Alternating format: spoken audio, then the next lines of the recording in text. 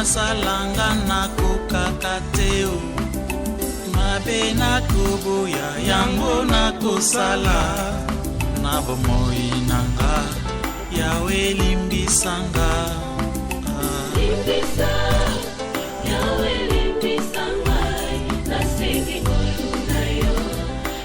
C'est pourquoi tozo continuer mouke pour que tout ce qui va dans Nzambé en longueur peine à largeur va comprendre va fait il faut ba yeba pour na koyeba leur ennemi maboko makasi pa lokoma na collection nasia. Le fait qu'il faut connaître au sujet de votre ennemi makambo il faut yeba makambo na o etali ennemi na yo. Le fait qu'il faut connaître, vous allez quoi avancer dans le livre de Luc, chapitre 22, verset 31 à 32, tout le monde a que Jésus-Christ ayebaki déjà que Munguna alingi attaqué ba yokolinaye, attaqué ba Pierre, pe ayebisi Pierre, abi petelo. Munguna azo réclamé yo, alingi anika yo lokola masangu, alingi a troublé yo, alingi abebisa kondimana yo, mengana sambelaki pona foi na yo. Tango okozonga o récupérer bandeko na yo. Alléluia. Tu comprends que le pasteur, le berger, a occupé koyeba, ko discerner bitumba na yo, ko mona ennemi na yo. Banazamba alléluia. Il arrive aussi que votre berger, votre mentor, mutu oyo azo s'occuper na vie no spirituelle, a koyebisa yo danger o ezoya. Batu mingi bayebaka te ke bitumba o to bundaka, ezaka bitumba ya batute. Na kati ya bitumba tuzana batu tuzape na makambo mususu ba faiblesse na biso ezaka be banemi na biso. Amen amen. Faiblesse na yo o ezo dominer yo ezali ennemi principal azali munguna wazo combattre yo. Soko ba bitu muna awa Yesu azo taisa atasa ba Pierre be petelo munguna alingi azwa yo munguna alingi akwesa yo mena sambelaki. Alléluia alléluia. Bina sambelaki poke okweyate. Danger et cause à na bomona yo des fois bazo peso conseil aux oyokate munguna munene à cause à la pana yo à cause à la kaka muntu ya libanda te munguna munene azaka na kati na biso. Alléluia alléluia. Ce qui munguna wa kati na ko par exemple maloba biloba loba muntu oyo abomba secret na été munguna na ye ezali ye moko. Amen amen. À part cela muntu oyo aluka ba problème muntu oyo akoyina muntu oyo il y a beaucoup de choses qui fait que munguna akoma posa na yo muntu ya bilialia muntu ya lukoso. Donc il faut ou comprendre votre vrai adversaire. Des fois tout semble la rapport na bato na croisant muntu moko na kati na vie à mariage na mengi ko pese conseil si c'est que maman zo concerné surtout munguna zaki na ye c'était l'incompréhension. Alléluia. Tu sais, quand on est dans le mariage, nous sommes préparés à venir Nabiso pour toute la vie. Donc, au côté pour le meilleur et le pire.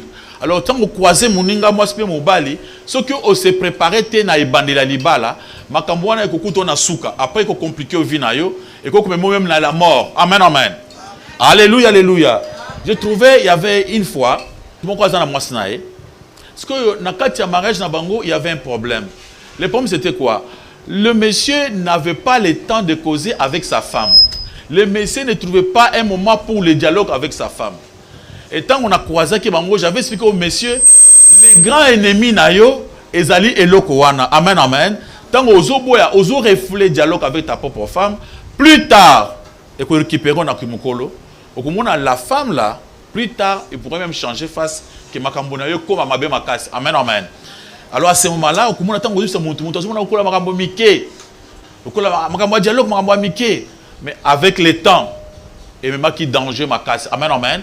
C'est aujourd'hui, surtout dans le mariage, comme on a battu belé, comme compliqué, vie et bébé, parce que la vie de mariage, tu peux réussir une botama. Amen, amen. Au botami malam, et ça bien, autant il y a classe aussi, c'est ma classe, mais souka, ils ont dans le mariage. Ceux qui ont échoué mariage, c'est la famille, la base. Amen, amen. Au commun, la base de la famille, c'est le mariage. Dans le mariage, papa et maman, ceux qui ont bandi n'ont pas mabé. Alors il faut préparer ça. L'ennemi, à cause de votre incompréhension. L'ennemi, à cause de votre refus, il y a qu'à comprendre makam. Au comme plus tard. Et comme l'ennemi mounen. Amen, amen. Alléluia, alléluia. Pour ça, na biso yanzoto. Tango batumsu bazos mi kanga. Pour ba ça la nzambe ou bien pour batika makamusu pour ba pour makamusu c'est important. Denga porte pour lobby. Nazo mi kanga na makambo mususu. Nazo boya kosala ngo pour na nzambe. Amen, amen. Alobi atabatu oyo basalaka ba sport. Ba mi kanga na makambo mususu pour na palonga sport basalaka. Bato bakimaka bitumba mona boye kulia piment parce que ayebi ke soka zulia piment akokukima mingi te ndenge pe biso amen amen pona muntu wana ennemi na ye pilipili alléluia alléluia yo pe ennemi na yo akokozala likambu ona ya mabe osalaka oyo so bazo peso conseil ozo yokate bakotangela biso mokanda Joël chapitre 2 verset 15,19 à 20 totemi likolo parce que c'est la première verset batanga on a kombo na Yesumasia. Joël chapitre 2, verset 15,19 à 20. Nous lisons au nom de Jésus-Christ. Amen. Sonnez de la trompette en Sion, publiez un jeûne, une convocation solennelle. 19. L'Éternel répond, il dit à son peuple, voici, je vous enverrai du bleu, du mou et de l'huile, et vous en serez rassasiés, et je ne vous livrerai plus à l'opprobre parmi les nations. 20. J'éloignerai devant vous l'ennemi du nord, je le chasserai vers la terre aride et déserte, son avant-garde dans la mer orientale, son arrière-garde dans la mer occidentale, son infection se répandra, sa panthère s'élèvera dans les airs, parce qu'il a fait de grandes choses.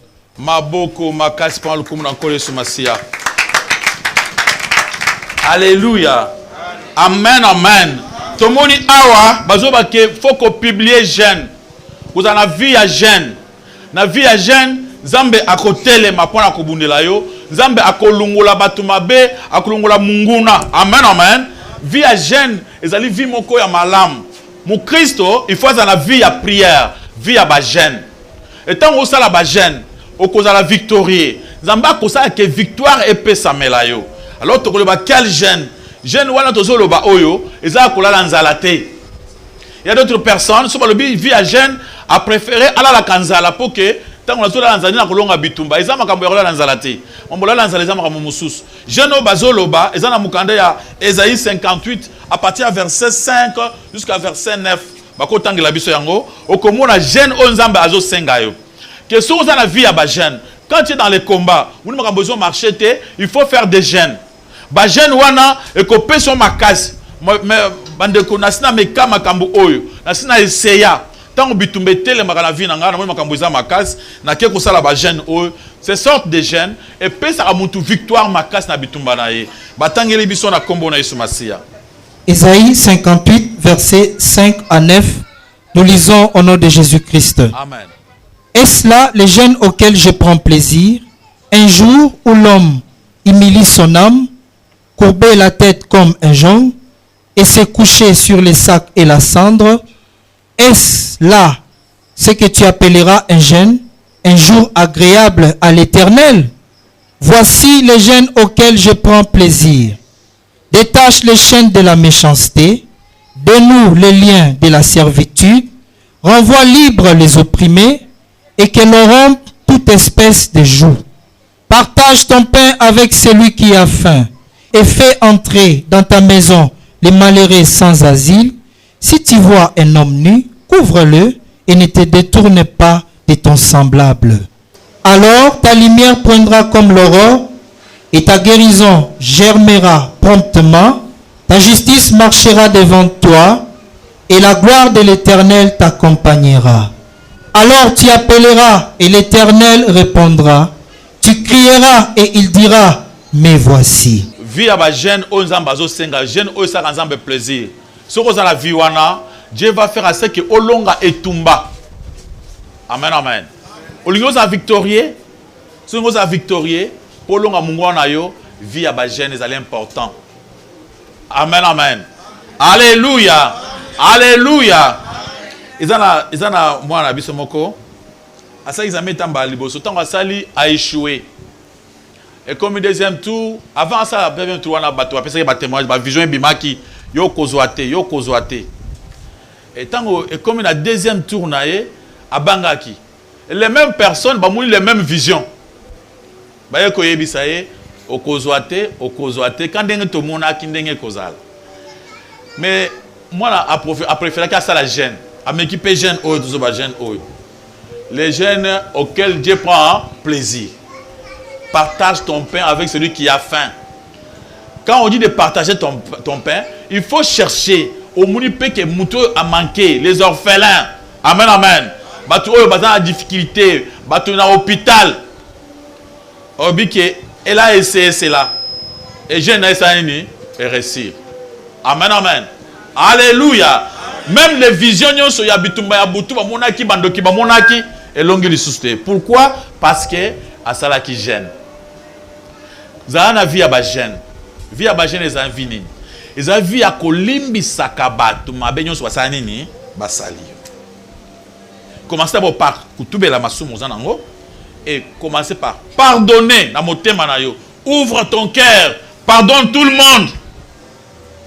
Et tant que vous publiez les examens, moi je me demande est-ce que moi on a zui? Est-ce que moi là ça qui vrai jeune on a zui qui? Tant que vous avez zui rabi ah. Ba jeune abiso simbak. Amen amen. N'habitez ba jeune abiso et simbak. Alléluia alléluia.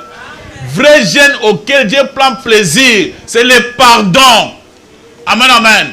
Kolimbi sabatu, kolinga kokabola passe na batu bazana passe. Alléluia alléluia.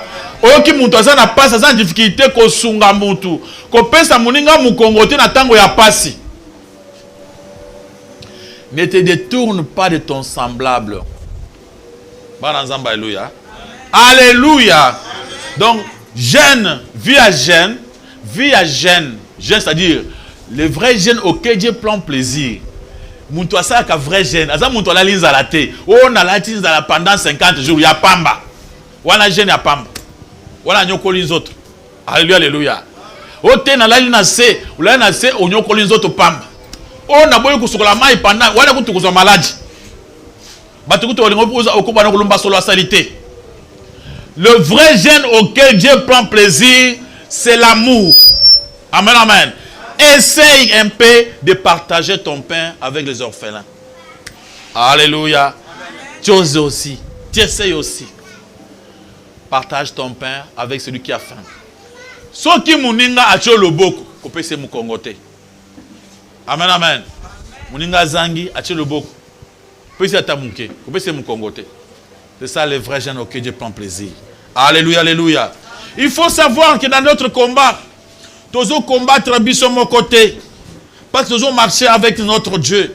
Dans Deutéronome chapitre 20, verset 4, l'Éternel combattra vos ennemis pour vous sauver. Dans nos combats, otobundaka. Tango yoza malamu na nzambe. Tango yoza la vie à jeûne. Maintenant, c'est Dieu qui va combattre. Le combat, ils habitent au bundaka te. Le combat, pour être bien avec Dieu. Et le reste, c'est Dieu qui fait. Acclamez pour la gloire de notre Dieu, de notre Seigneur. Amen, amen. Ils ont dit à propos de notre combat. Il faut que Nzambe a permettre te munguna alonga yo bitumba. Tango yo za malamu na nzambe. So comme munguna zolonga, c'est-à-dire yo na nzambe bozo kanate. Nzambe a permettre te munguna alonga yo tango yo ozana ye malamu. David a dit dans Psaume 118, verset 6. Alors, l'Éternel est pour moi, je ne crains rien, que peuvent me faire des hommes. Ceux qui nzambe azanayo, muntu mukila kosala yoni. Alléluia, alléluia. Ceux qui osent nzambe, ceux qui osent coopérer nzambe, ceux qui osent un vrai jeune et se pesa nzambe, ceux qui osent muntu ya losambe, muntu olinga nzambe, muntu ya motema ya mawa. Amen, amen. Donc les combats tous anango awa, le grand combat, c'est d'éliter d'être en bon terme avec Dieu. Si tu es en bon terme avec Dieu, c'est notre Jacob, azoki bitumba nande konae, tant bitumba ye makas, Jacob a tel qu'il n'avait pas la force de combattre Esaïe son frère, Esaü. Qu'est-ce que Jacob a ça kinin? Jacob a replié, a quelque lokanzambe pour abunda nzambe. Amen amen. Et tant qu'on a qui nzambe, abondi na nzambe, c'est-à-dire il avait lutté pour être bien avec Dieu. A lutté qui pour abongisa, azala muntu na volonté nzambe, a marché selon la volonté de Dieu. Et tant qu'on zonga qui motema ya mungona échangeaki, mungona komaki aminae. Acclamez pour la gloire de notre Seigneur, de notre Dieu. Alléluia.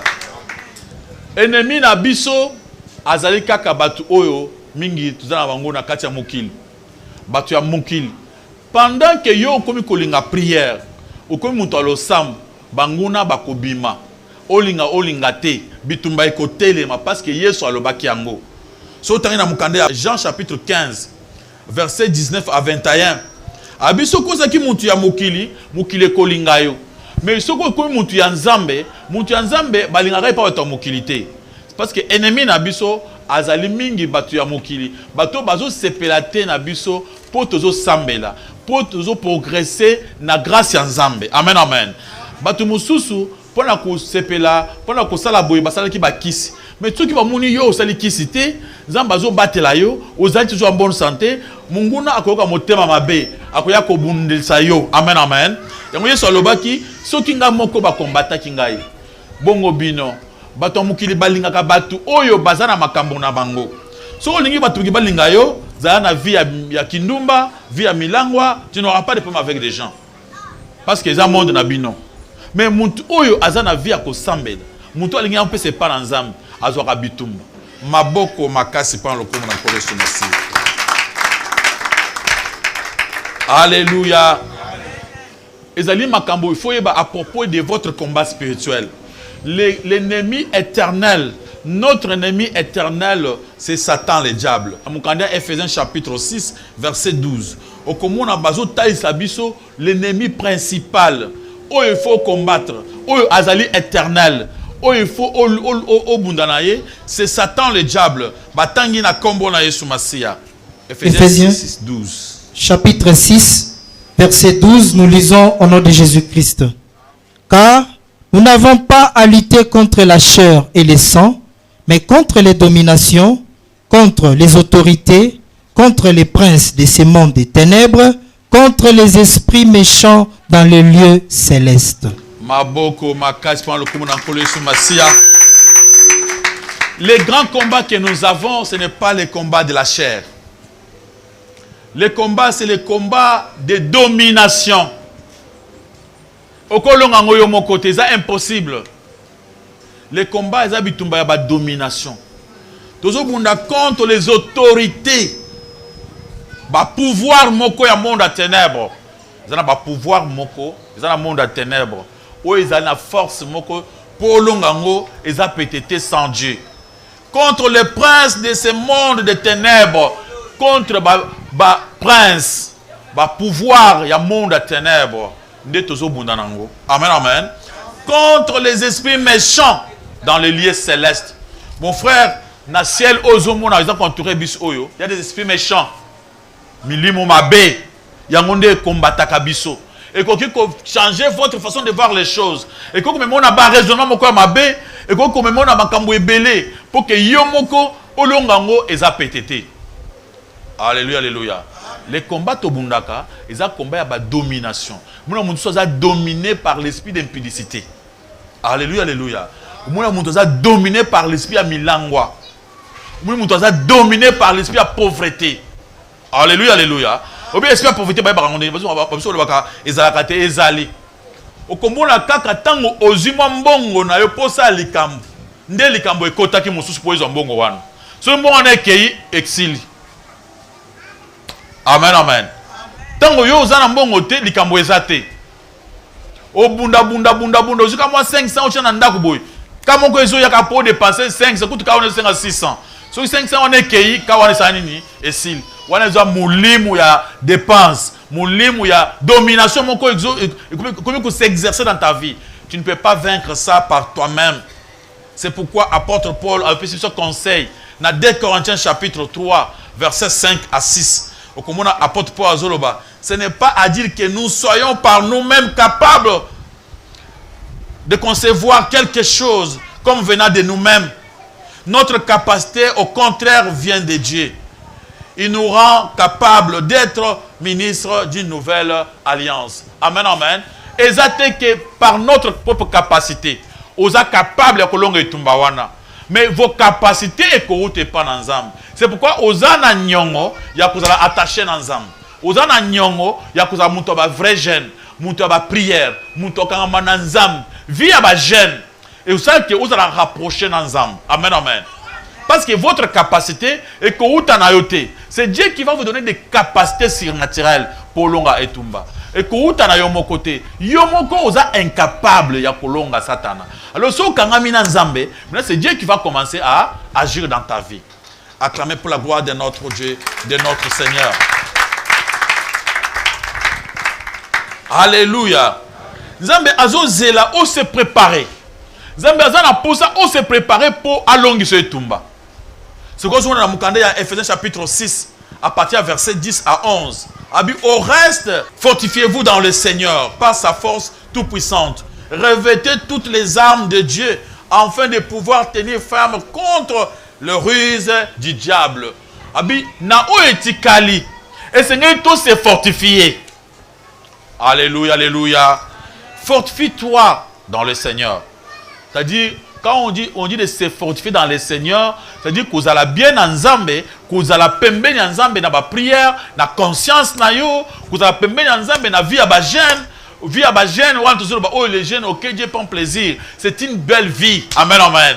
Et si tu le fais, Zambé il va commencer à marcher avec toi. Ce montant, mais qui simba yo directement, Zambé azakwagir. Moi, mon longa yo ezalité. Il faut aussi fortifier. Bitumba ezali. Il faut olata bibundeli. Alléluia, alléluia. Donc la Bible parle d'un combat. Yo comme na mpambate.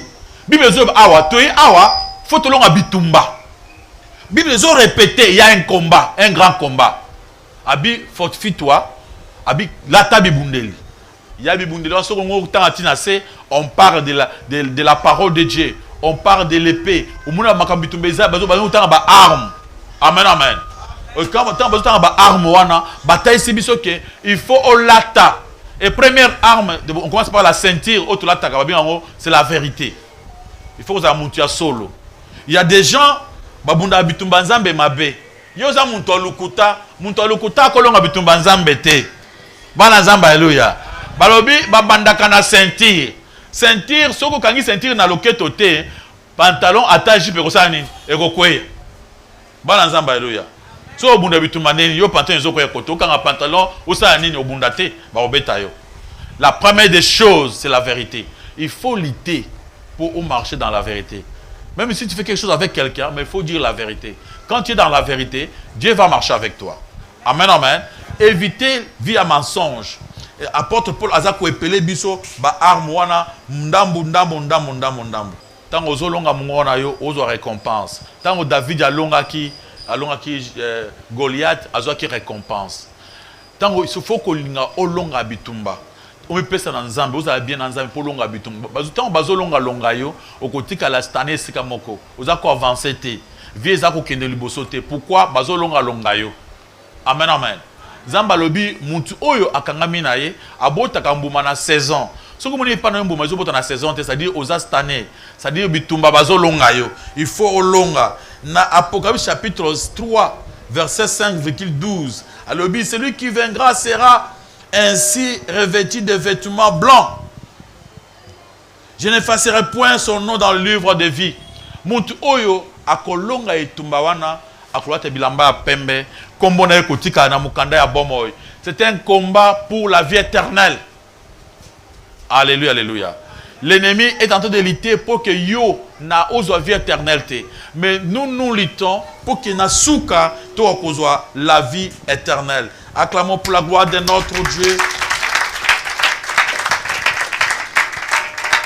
Dans verset 21, il y a chapitre 3, Apocalypse le but. Celui qui vaincra, je le ferai asseoir à couvent dans la kit nanga lokum. Soki olongi kindumba na yo. Soki olongi lukuta. Amen, amen. Soki olongi mabenyonso. Olongi satana. Au couvent dans la kit moko na nzambe. Nzamba kopé son victoire. Nzamba kombolongi sa yo. Okozala parmi les grands. Obalobi, je rendais ton nom grand. Acclamons pour la gloire de notre Dieu, de notre Seigneur. Alléluia.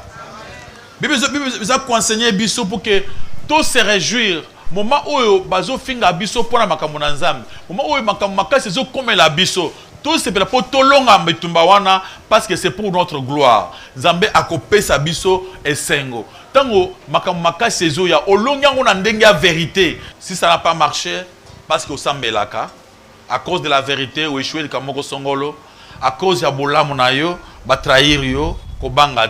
Parce que récompense na yo za monene. Pour la récompense à monene, il faut se réjouir. Tant que makamaka si comme la kabiso pour oyebi ko kolonga yango. Pe ba victoire au kozwa, et ça pour l'éternité et pour toujours.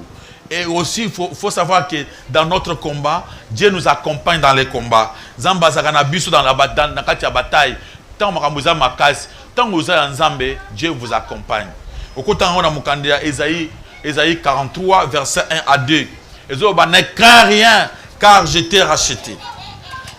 Je t'appelle par ton nom, tu es à moi. Amen, amen. Zambalobi kobange lo côté. Ponga na sumbio. Kobange lo côté. Na biebio na kombo na yo. Oza yangai. Tant on a katia bitumba, ne crains pas. Parce que Dieu est avec toi. Zambalobi, ceux qui ont traversé ma maille, maille comme la yote. Maï, quand on parle de fleuve, si tu traverses les eaux, je serai avec toi et les fleuves ne te submergeront point. Maï, bazolo bawana, ezali ba problème difficile, ba mbonge, ba inondation. Quand on te parle d'inondation dans la vie, ou là il y a d'autres moni ba inondation, ezali bit makambo makas, ba moment difficile. Nzamba lobi et comme la yote. Amen, amen. Makambo makas et comme la yo. Si tu marches dans le feu, tu ne te brûleras pas. Et la flamme ne t'embrassera pas. Aussi une autre chose. Ba mbonge et beta kabiso na katia combat. Ba problème na biso, il y a des mbonge beta ka iningiso de gauche, de part et d'autre. Mais kobanga te mbonge mokote et komelayo. Parce que tu es accompagné, tu marches avec lui. Il nous accompagne dans les combats. Et après Ekoloba, même si on traverse na moto peut causer sayote. Tu comprendre boy. Il y aura des moments très difficiles où il faut secouer vie na yo. Alléluia, alléluia. Moment où il faut perdre espoir. Mais kobanga te, kocha inquiétude te parce que zamba kotika yote. Alléluia, alléluia. Kobanga te, kocha inquiétude te, lungula mitungi, c'est parce que nzamba kotika yo te. Yimoko lobi, ceux qui ont traversé Bambonge, ont traversé ba rivière, à cause na yo, à ko protéger yo. Maboko makasi pa le comme na tole sumasi. Notre principale arme, autre on a adversaire dans les combats, c'est la parole de Dieu. Au moment où il y a Kobunda, selon les Écritures, Satan a eu pour tenter, à même la montagne, à combattre à travers la parole. Et Jésus-Christ aussi répondait avec la parole. La parole, c'est l'épée de l'esprit. Dans notre combat, Simba Malobananzam. Amen, amen. C'est pourquoi tu as l'intérêt de méditer, de lire la parole, de comprendre la Bible. Parce que ezali arme na yo simbi. Ce montant que ngai na la kelo mabeboy. Il est écrit malcho ezangi tina eza ekosa ngai lokote. Yo lobi pe otangi na mukanda. Amen, amen. On a lobi boy. Nzambe pe a lobi boy. Ndengo ibene kosala mate po nzamba lobi boy. Alléluia, alléluia. Oh, mais na ko condamner pour na nyongo ya tata na bino, lokola papa na bino za nyongo na nga, bino so botika na baba umbu na ngai. Oyebi se ekomami makambo ya mwana etali mwana, makambo ya papa etali ni papa. O condamner nga jamais pour na mamba papa na ngai. Donc tu vois parce que tu connais la parole de Dieu. La parole de Dieu ezali na tina koyeba yango parce que c'est votre épée oyo kobunda nango. Acclamons pour la gloire de notre Dieu. Tu peux lire ça dans le livre d'Éphésiens chapitre 6 verset 17. Alléluia. Nzambe akobunda akosopposer ata yozo bundate. Quand toi tu marches avec Dieu, Nzambe yemoko il va faire à ce que olonga itumba akobundela yo akopesa yo victoire. Mon frère okotanga 2 Chroniques chapitre 20 verset 15 à 17. Okomona ke bitumba tango ezoya Nzambe azosala ke munguna aye. Tant munguna aye, Nzambe azotika munguna koma. Azotie ba piège pour akweyaka. Nzambe moko azobundisa ye. Biso tukinaka ko se présenter. Totelema kaka pona bitumba mais muto abunda kazali Nzambe.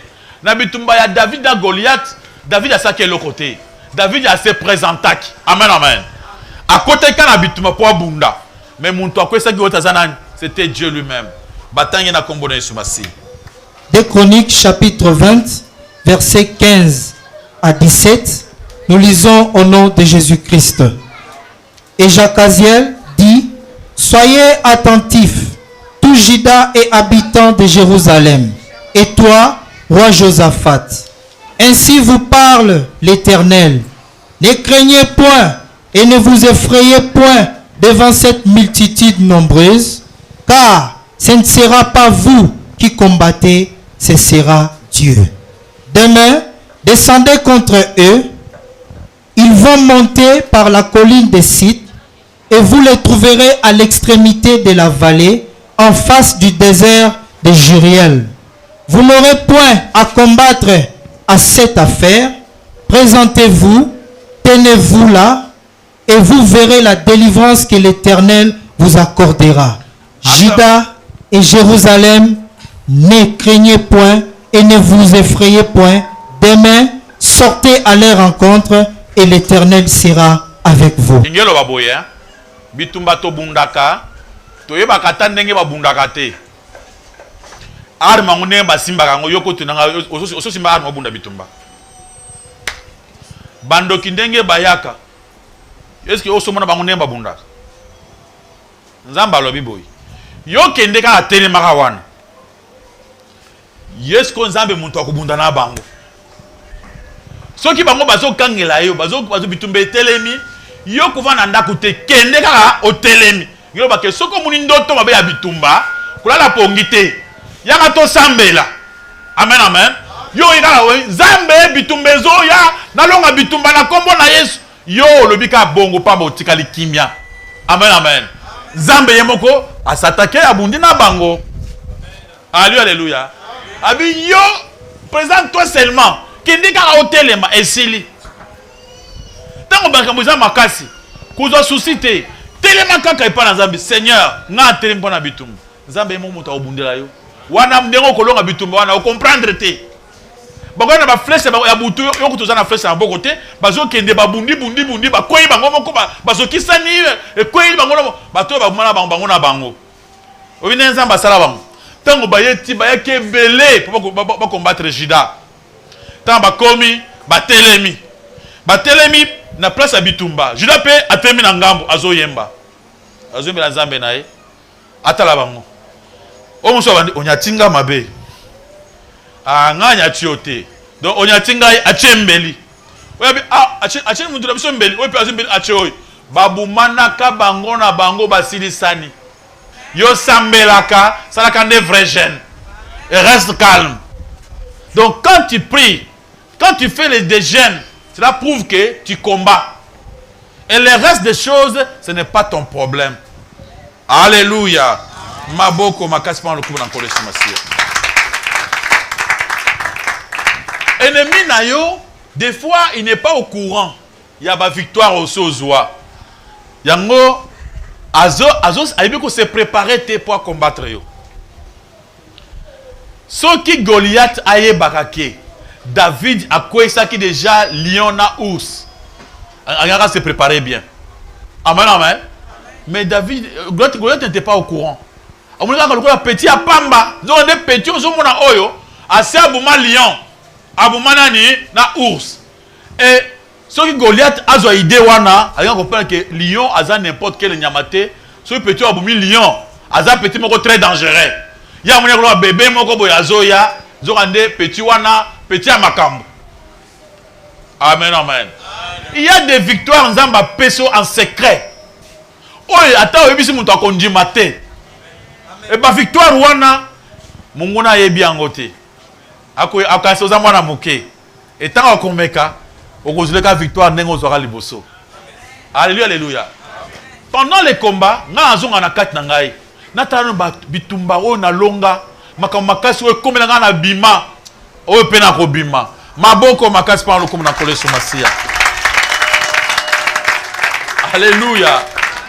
Ce qui peut munguna ayebike olonga ka bitumba, a banda ko trembler. Amen, amen. Parce que na bitumba ya Jéricho, tant que je suis bazoya, bato à Jéricho ba tremblaki, ils n'ont pas eu le temps de combattre. Ba konga bina ndako, bazo lenga. Babi toki sangona bino, toki sangona bino. Et peut arriver munguna ayoka sango, ayeba te yo zaka na victoire. Pourtant ayebi yo bien te, akumo lokola mwana muke. Akansa lokola oza rien, zo rande oza n'importe qui te. Et tant akoyeba yo bien, akoza na tremblement, et tant yo koti ya sanini akoyi. Maboko makasi pa lokomo na koyo masia. Alléluia, alléluia. Le Saint-Esprit a copé sur ma casse, il y a colonne et tumba nyos. Le Saint-Esprit a copé sur ma casse, il y a cause victorieux. 1 Jean chapitre 4 verset 4. Celui qui est en vous est plus grand que celui qui est dans le monde. Comme on n'a pas battu. Aux hommes on a boyi pamba, mais dans 4 nayo il y a le Saint-Esprit. Le Saint-Esprit c'est la force, il y a mukilimo bimba. Et là, comme mon côté, et que ça monte dans le Saint-Esprit. Bon ensemble, alléluia. Comme on n'a pas battu. Aux ana moli mon ensemble. Apporte pas le bi. Mon toazana moli mon ensemble. Aza déjà n'ensemble la carte naie. Et zali hier mon toazo vivre te mais ensemble mon toazana carte bon moi naie. Abi celui qui est en nous est plus grand. Ça c'est Jean. Celui qui est en nous est plus grand que celui qui est dans le monde. Tu es victorieux. Parce que vous avez le Saint-Esprit. Et ça qui m'a par rapport à Bitumba. Il y a beaucoup de choses à dire. Et on a dit quand même des choses un peu importantes. Il y aura encore d'autres choses qu'on va continuer à dire dans la deuxième kilt. Bah fait otokoyeba à propos ya bangona na biso. To peux ici plusieurs faits pour que mon toye baké, mon mona sera combattre comment à cause ça pour à se défendre. Maboko makas par le commandant Kole Soumasi. Vous avez une question à propos de la prédication? Merci pour la permission, pasteur. Amen. Papa, na posé au moins 3 questions. Ok, Tuna. Na lingi na yeba par rapport à ndengo expliquer biso ba jeune. Na luka na tuna ngome na ko gate. Papa, un chrétien, mon Christ, à part ba jeune au sali, donc mon Christ, a koki ko ki le bilé ité. Ou soit à salaka ba jeune oyo totangi awa na Joël. Ou bien ceux qui mon Christ a qui le bilé. Ça a bitumba problème en tant que chrétien a dit non. Intimité la ngala nzambe lelo na kolia boyete lelo na kosala boyete naza ko s'enfermer pour na kosambela. Eza mabe eza mutuna. Na mukanda ya ligue tant on a vendu na 6 na tangi na moni bisika ba pharisien bazo tout na Jésus que pourquoi ba disciples no ba gêner té. Réponse à Jésus na yoki alobi que tant que époux azana batuna ye ba ko gêner té mais tant ko zalaté ba ko gêner. C'est-à-dire que Jésus peut se reconnaître jeune. Et ça jeune ni na lingina yeba. Merci. Alobi, est-ce que biso toko sala jeune te ya kolala nzala? Est-ce que ça mabe? Est-ce qu'il faut cela quand jeune ya kosunga, ya kopesa, ya kolimbisa nde ezo sengama? Normalement, totangi na Bible. Batangi Bible, batangi bandana verset 4. Dans verset 4, il y a Ésaïe 58. Oyo ezobo ya jeune one. Ezo peut explication ni. Verset 1. Crie en plein Gautier, ne te retiens pas, élève ta voix comme une trompette et annonce à mon peuple ses iniquités, à la maison de Jacob ses péchés. En fait, Ganga loba. Peuple n'a pas baillé ba mabe na bango. Après Tous les jours, ils me cherchent. Ils veulent connaître mes voies, comme une nation qui aurait pratiqué la justice et n'aurait pas abandonné la loi de son Dieu.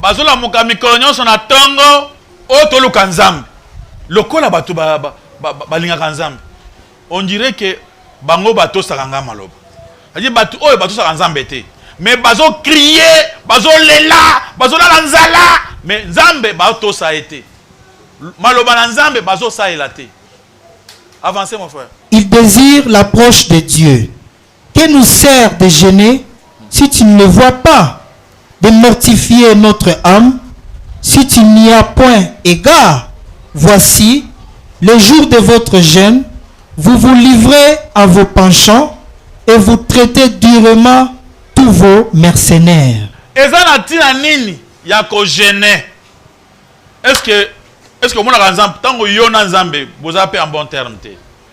À quoi sert ba gêne wana? À quoi sert de gêner? Parce que nzambe oyebi est bien te. Ozo tambo na malobana est bien te. Amen, amen. Alléluia. Oyebi nzambe bien te. Oza na comportement moko vina yo ezali sumu. Tu ne peux pas arranger cela. Ozo ina banguna na motema, c'est contre la volonté de Dieu. Pourquoi au gêner? Oza na mabe moko makambo ebele oyo salaka eza contre la volonté de Dieu. Pourquoi abi ça sert à rien de gêner? Voici, vous gênez pour disputer et vous quereller, pour frapper méchamment du poing. Vous ne gênez pas comme le veut ces jours, pour que votre voix soit entendue en haut. Bozo gêner pona ko sona pamba baye ba ke olala kinanzala ngana uti gêne skolo ba chema kelele kuna ngana fuka mia wana be gêne ngai papa na lekiawa papa na zandoki amuni ngana uti ko sambela ape acha makele na ndako nga biso tole fufute ya lambi ngombe poto kasola ngombe to kaposa kolia ngombe amuni teke tuzana gêne weza kindokite yango gêne na bato sa za ba gêne abongo za tina te eza na tina pa na nzambe te eza gêne ya querelle. Est-ce là le jeûne auquel je prends plaisir, un jour où l'homme humilie son âme, courber la tête comme un jonc et se coucher sur les sacs et la cendre? Est-ce là ce que tu appelleras un jeûne, un jour agréable à l'Éternel? Ça me permet une question siko. Yo ozo benga jeûne. Tango yo boye kolia fufu. Yango nde ozo benga jeûne. Po ogumbi mokongo. Yango ozo benga jeûne po olali na sac. Donc eloko ngala ko sepela po na yo eza po olali nzala. Po otiki mbeto. Po ole fufu te omeli mai te. Po sokoli nzoto te. Nzamba bengi yango eza jeûne te. Jeune wana bazoba ozamba lebi wana eza jeune te. Toke na Matthieu chapitre 6. Nzamba zoba que quand tu veux faire du bien, gardez-vous pour la batubaye ba ozo sala bolamu te. Quand tu veux faire des jeûnes, des prières, c'est un secret. Ne publie pas. Nzamba pesi conseil. Gardez-vous de pratiquer votre justice devant les hommes pour en être vie. Sinon il n'y aura pas de récompense. Après, le bien de ya jeûne, à verset 16. Abi, tant ozo jeûner, et ça te regarde toi. Abi, quand tu jeûnes, Zambe aboyete mutawala nzala. Bana Zamba alléluia. Baboyote po, baboyola nzabi.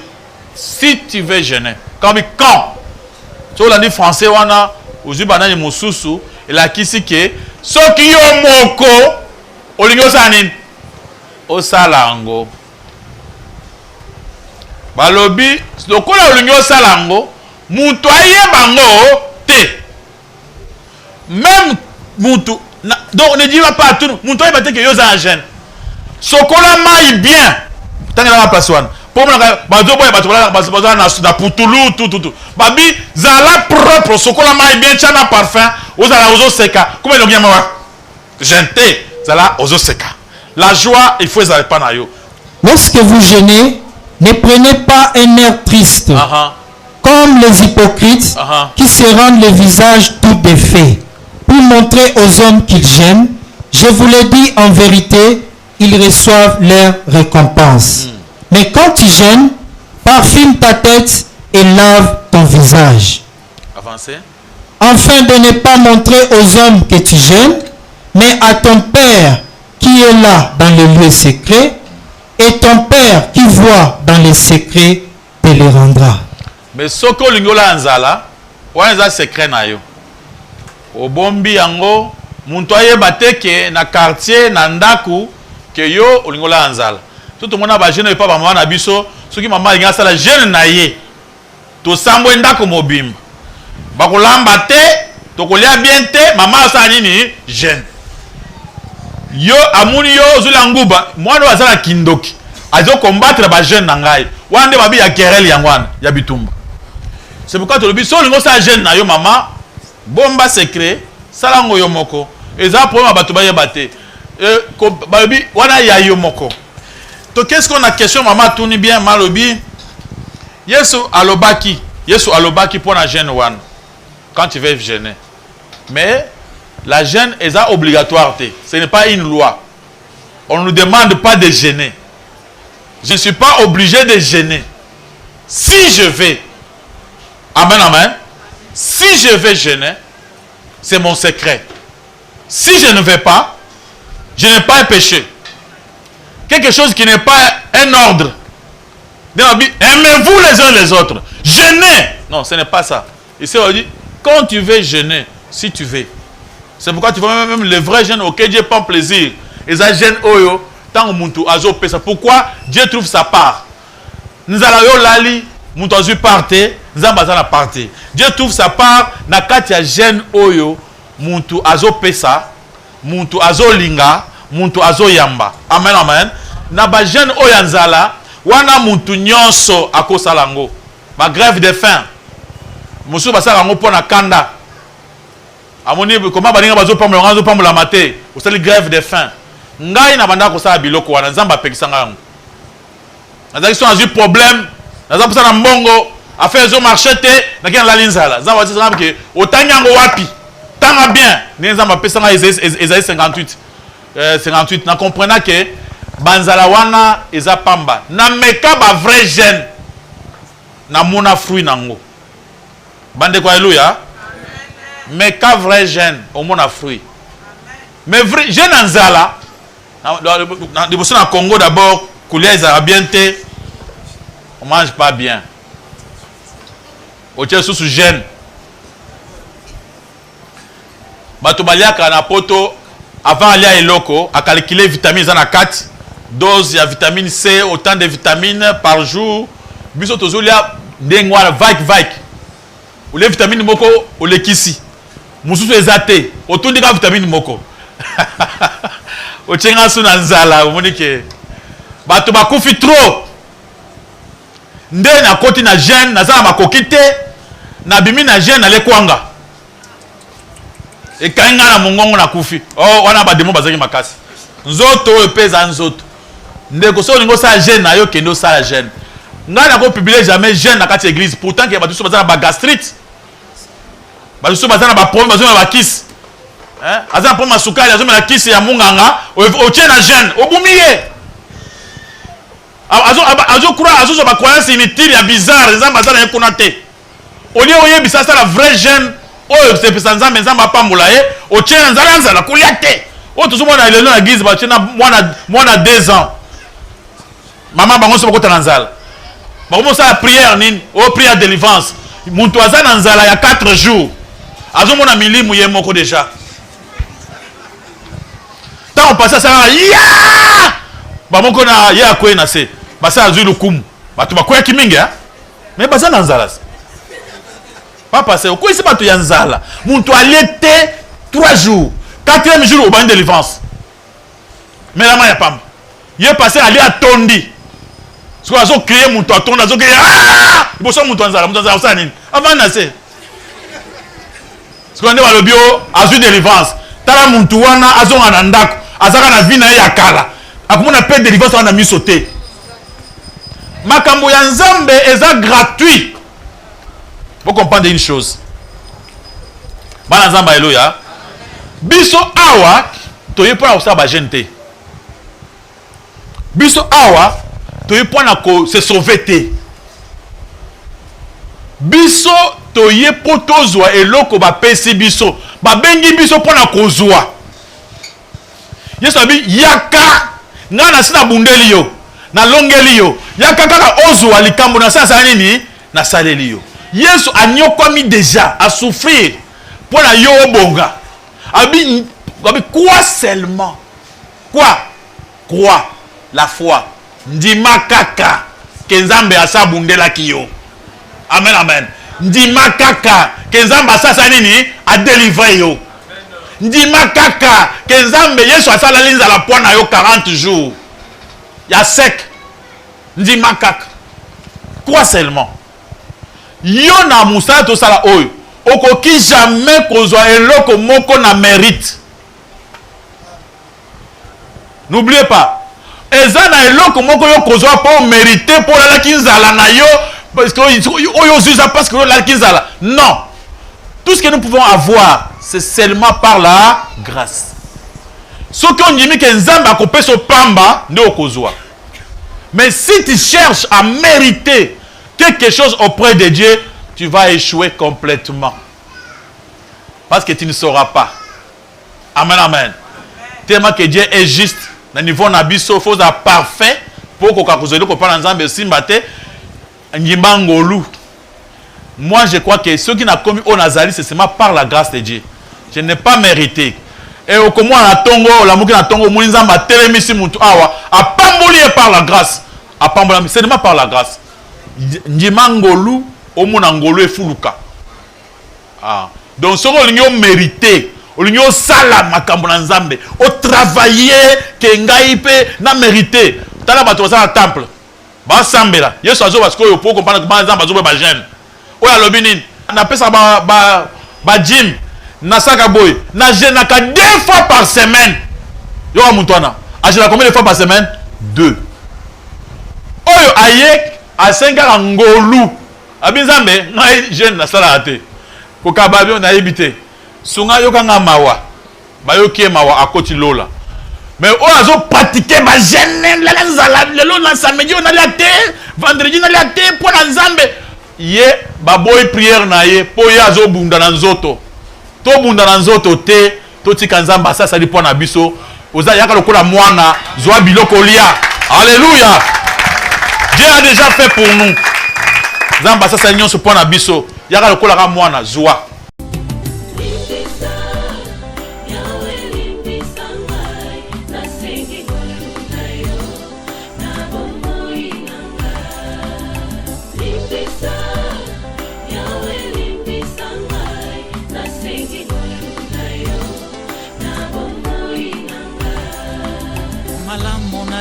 Salanga na kokakateo mabe na koboya yango na kosala na bomoi nanga yawe limbisanga